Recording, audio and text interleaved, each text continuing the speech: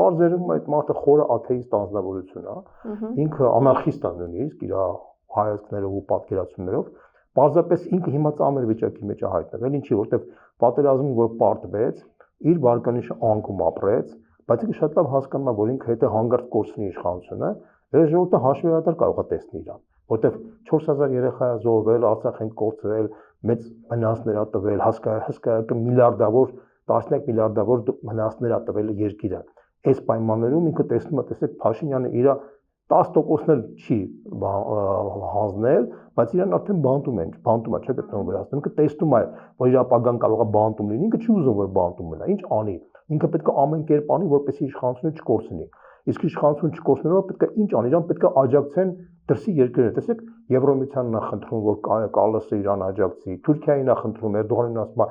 ես մոռանում եմ Հայաստանի ամբողջ պատմությունը, բան մենակ ինձ աջակցին, ասում է հա կաջակցեմ։